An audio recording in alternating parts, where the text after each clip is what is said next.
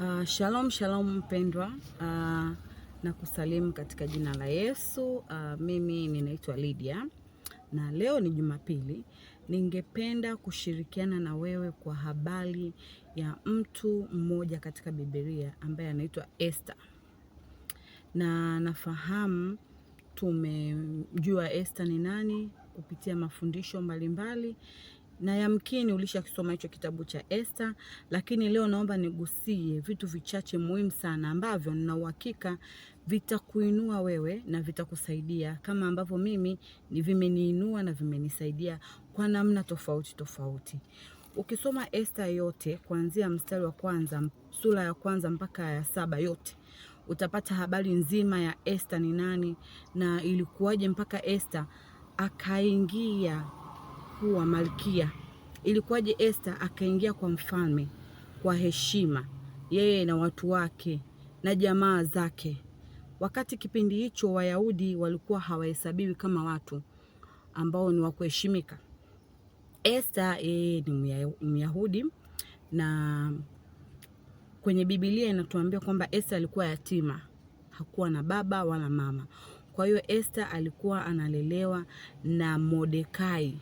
Mordekai alimchukua Esther akamlea kuanzia udogo wake mpaka alipofikia umri wa kuwa mwanamke na akaonwa na mfalme.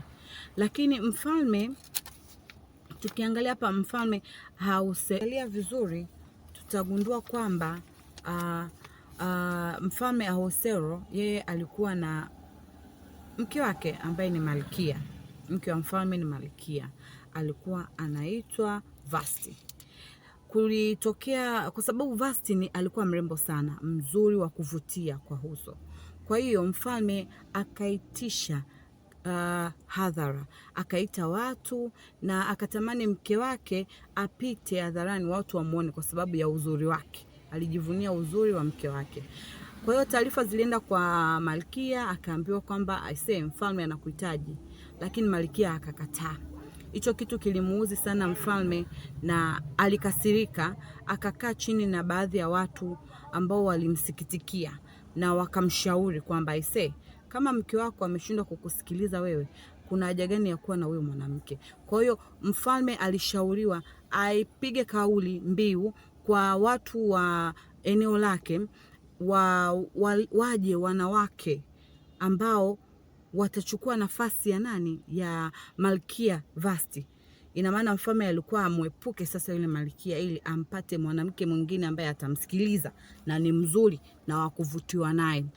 Taarifa zilienea sehemu nyingi sana, zikafika kwa Esther. Esther, kumbuka, alikuwa analelewa na Mordekai. Mordekai alipata ile taarifa na akaifikisha kwa Esther na wakakubaliana kabisa, na Esther akakubali kuwa miongoni mwa wale wanawake ambao wataenda kukaa kwenye kambi kwa ajili ya kuchunguzwa na kutathminiwa kama anafaa kuwa malkia wa mfalme Ahasuero. Sasa mfalme yeye alikuwa na rafiki yake mzuri sana, mtu wake wa karibu ambaye alikuwa anaitwa Hamani. Hamani ndio alimshauri mfalme atafute mwanamke mwingine kwa mbadala wa Vashti, na mfalme alimwamini na akamsikia sana. Sasa Esther aliingizwa kwenye kambi na wanawake wenzake ambao walikuwa miongoni mwa wale ambao walikuwa wanataka kuchaguliwa ili kuwa malkia, na walikaa kambi ndani ya miezi 12, yani miezi 6 ya utakaso wakitakaswa kwa mafuta na miezi 6 ya utakaso wakitakaswa kwa harufu nzuri ya manukato. Alipata kibali Esther, akachaguliwa akawa malkia, na kipindi alivyokuwa malkia miaka yake yote hakupata nafasi ya kuonana na mfalme jinsi Biblia inavyotuelezea. Na ikatokea sasa ndugu yake ambaye alikuwa anamlea Esther, Mordekai, yeye alikuwa anakaa kwenye mlango wa mfalme kila wakati, na Hamani, rafiki wa karibu sana wa mfalme, akagundua kwamba Mordekai ni Myahudi na hakupendezwa naye. Kumbuka kwamba Mordekai alikuwa ni mtu mwenye roho mzuri sana, na kuna kipindi alimsaidia mfalme kuwafichua walinzi wawili ambao walitaka kumzuru mfalme. Mordekai aliwafichua na hicho kitu kilimuuma sana Hamani, hakupendezwa nacho. Kwa hiyo akamshauri mfalme, mfalme, kuna watu ambao si wazuri kwako, ambao hawatakii kwenye jamii, wako pamoja na wewe. Mfalme akashauri, akauliza ni wakina nani na kwa nini wako pamoja na mimi? Mfalme akatoa tamko kwamba hao watu wauawe, kwa mashauri ambayo Amani, adui mkuu wa Wayahudi, alimshauri mfalme. Kwa hiyo ile taarifa ilienea, ikafika kwa Mordekai, taarifa ilifika kwa Esther. Na Mordekai aliugua sana, akavaa magunia kwa ajili ya kuomboleza. Esther akamwambia, toa hayo magunia yako, lakini Mordekai hakusikia. Basi Esther akapata mashauri na alimtuma mmoja wa walinzi wake kufuatilia kujua nini kinaendelea. Kwa hiyo alikuwa anatoa taarifa kutoka kwa Esther kwenda kwa Mordekai. Mordekai anatuma taarifa kupitia yule msaidizi na inamfikia Esther. Basi ikafikia wakati sasa Esther ikabidi aingie kwenye enzi ya mfalme kinyume na taratibu. Kumbuka kipindi hicho mfalme kama hajakuruhusu kuingia katika enzi yake, ulikuwa unatakiwa uwawe. Lakini Esther alipata kibali. Alivyoingia mfalme akanyosha fimbo ya dhahabu kwamba nimekuruhusu fika. Mfalme akamuuliza Esther, una kitu gani nikusaidie? Niambie, hata nusu ya ufalme wangu nitakupa.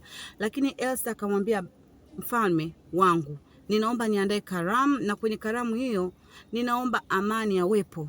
Amani alijivunia sana kusikia mwaliko mkubwa kwenye karamu na alifurahi sana, akasema sasa hapa ninaweza kumshinda nani? Naweza kumshinda Mordekai. Akaandaa fimbo, mti mkubwa sana wa kuja kumtundikia Mordekai baada ya Mordekai kushindwa. Lakini cha kushangaza ni kwamba kwenye karamu ya siku ya kwanza Esther kuongea kitu chochote. Aliandaa mazingira ya kujua jinsi gani atamkamata huyu Amani mwenyewe kwa kinywa chake. Basi siku moja mfalme alilala, alikosa usingizi, alifadhaika sana, hakupata usingizi kabisa. Kwa hiyo akamuuliza watu waliokuwa karibu yake, kwa nini nakosa usingizi? Akapitia kwenye makala zake, kesi ambazo alikumbuka kwamba kuna muda Mordekai alinisaidia mimi, aliniokoa mbali ya walinzi wangu wawili ambao hawakuwa watu wazuri kwangu. Ile ndoto, ule usiku alifadhaika, kumbe ni kitu ambacho Mungu alikuwa anataka akiumbe, akaondoa amani ya mfalme. Mfalme, yani kusudi la Mungu lilikuwepo, hamna mtu anaweza kupinga. Mfalme mpaka akapata jibu, kuna jambo natakuwa nifanye jema sikufanya. Akamuuliza mtu, hivi mtu ambaye amenifanyia jambo jema na ninampenda nimfanyie kitu gani? Akamuuliza hilo swali Amani. Amani akasema, hivi kuna mtu gani mwema kama sio mimi? Akaanza kujisifia, huyo mtu mvalishe nguo za kifalme, mpandishe farasi, watu wamsujudie, hivi na hivi. Mfalme akamwambia, hapo hapo ninaomba ufanye hilo jambo kwa Mordekai, kwa sababu amekuwa mtu mwema sana kwangu. Amani alishangaa, alijua ni yeye. Mwisho wa siku kumbe ni Mordekai. Ikabidi afanye kama vile mfalme alivyomwambia. Alighadhabika sana moyoni mwake, alichukia sana. Alivyofika nyumbani kwake akamsimulia mke wake.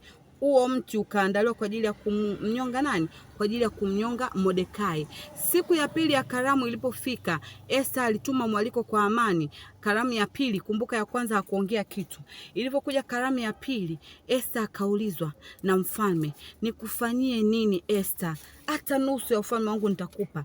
Esther akamwambia, baba, kumbuka kuna mtu ambaye sio mtu mwema kwangu, anataka mimi na ndugu zangu tuuawe. Mfalme akauliza, ni nani huyo mtu sio mwema? Akamwambia, ni huyu mtu mbaya sana Amani. Mfalme alikasirika sana, aliondoka kwenye kiti akaenda kwenye bustani akiwa anawaza na kufikiria nini cha kufanya.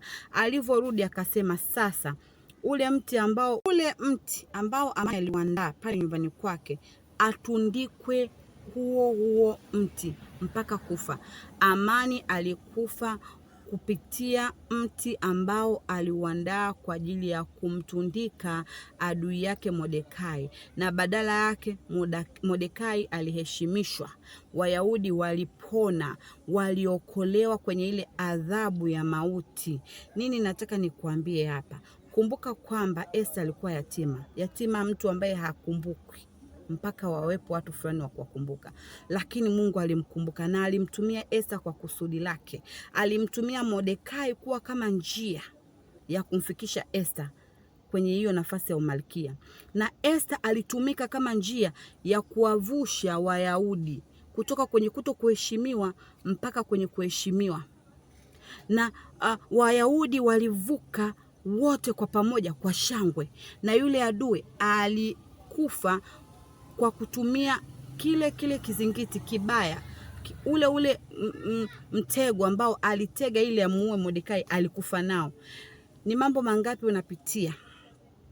Ni mambo mangapi uoni mwanzo, ujue hata unakoelekea ni wapi? Je, unafahamu kwamba kuna Esther wako mahali? Umekaa chini ukamwambia Mungu, ni nani ambaye umemwandaa kwa ajili ya kunivusha mimi? Na je, katika kuvuka kwako umekumbuka unatakiwa uvuke na watu wako? Unawaombea watu wako? Naomba nikusii leo, anza kuomba. Funga, omba, lia mbele za Mungu. Mwambie Mungu, namhitaji Esther wangu. Ninataka kuvuka mimi na nyumba yangu, mimi na watoto wangu. Mungu akupe kibali.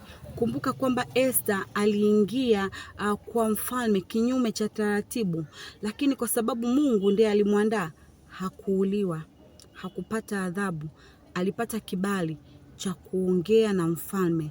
Mfalme alimsikia, na kwa sababu kusudi la Mungu lilikuwa bado halijatimia, Mungu alihakikisha mfalme yule hatopata usingizi mpaka wale watu waliokusudia wapate kile wanachostahili. Anza kuomba, anza kujiombea. Unajua nini unatakiwa uombe? Ni wapi unataka kuvuka, unataka kwenda? Ongea na Mungu, ongea na Mungu. Wasilale hao ambao Mungu amewaandaa kwa ajili ya kukuinua wewe. Wasilale, wakose usingizi. Ongea na Mungu akupe kibali uvuke yale ambayo adui zako wamekupangia mabaya, yawe ni maandalizi yao wenyewe. Walikuandalia wewe, lakini kumbe wanajiandalia wewe.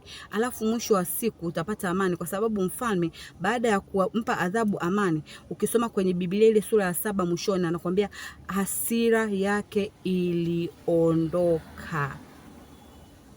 Naomba usome Esther yote kuanzia sura ya 1 mpaka ya 7, utajifunza mengi sana, na umsii Roho Mtakatifu akufundishe. Unaposoma akuongoze. Kuna mengi sana utajifunza. Biblia haizoeleki.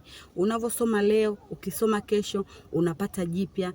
Yaani kila siku unavyozidi kusoma mstari ule ule, kuna vitu vingi ambavyo Mungu anavifungua vipya kwa namna ya ajabu. Basi naomba nikutakie siku njema na Mungu akubariki sana. Uwe mtumishi